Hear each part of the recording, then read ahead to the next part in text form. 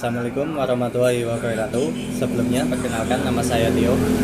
Saya di sini dan teman-teman saya mau menjelaskan tentang manajemen pemeliharaan sapi muda. Untuk lebih lanjutnya nanti bisa dijelaskan oleh teman-teman saya. Assalamualaikum warahmatullahi wabarakatuh.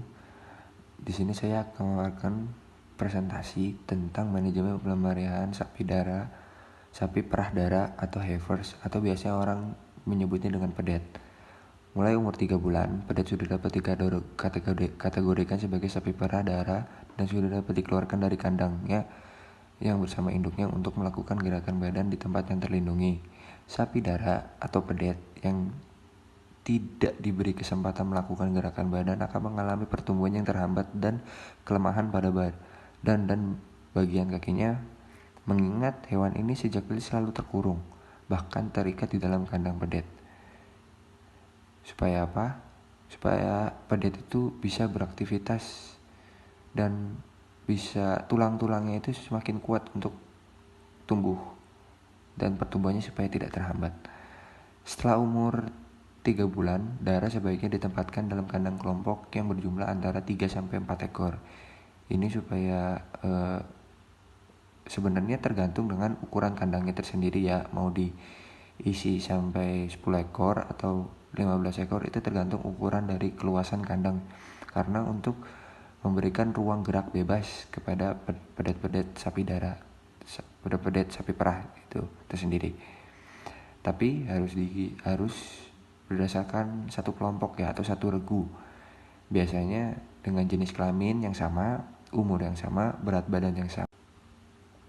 Ini supaya seragam gitu dengan yang lain. Maksudnya tidak ada yang pertumbuhannya tertinggal. Kita bisa memberikan pakan dan nutrisi yang setara jika umur dan berat badan semua kelompok atau grup itu sama.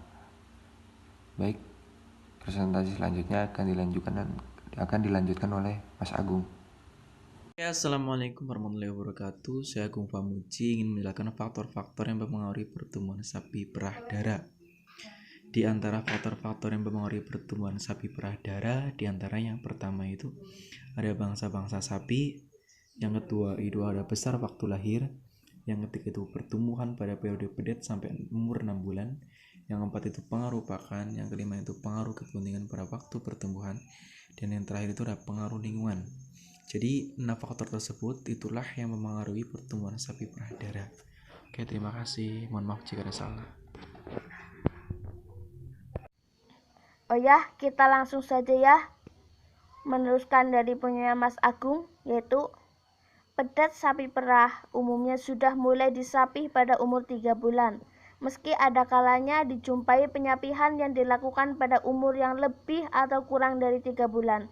Apabila dilakukan penyapihan dini, pedet harus dalam kondisi sehat dan sudah mengkonsumsi konsentrat formula pedet atau cow starter sebanyak 0,5 kg per hari atau lebih. Pedet yang sudah mengkonsumsi konsentrat berkualitas tinggi dan disapih secara dini akan mengalami masa transisi menjadi hewan ruminansia sejati yang lebih cepat. Selanjutnya akan dilanjutkan oleh Mas Rizal. Terima kasih. Ya, di sini saya akan melanjutkan presentasi dari Mbak Nur Syafa'ah.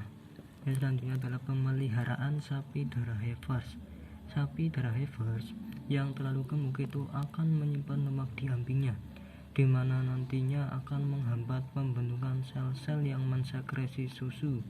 Terus heifers yang terlalu gemuk mungkin akan terjadi akumulasi lemak pada saluran reproduksi, sehingga bisa mengakibatkan berkurangnya fertilisasi dan dapat menimbulkan distosia. Terus heifers yang lebih tua dan terlalu gemuk akan lebih mudah mengalami gangguan metabolisme seperti sapi laktasi pada saat calving. Heifers yang terlalu kurus juga akan mengalami penurunan fertilisasi serta dikhawatirkan akan menimbulkan masalah kesehatan yang lain dibandingkan dengan heifers yang bobot badannya berukuran ideal dan tumbuh secara baik. Ya, sekian dan terima kasih. Ya, assalamualaikum warahmatullahi wabarakatuh.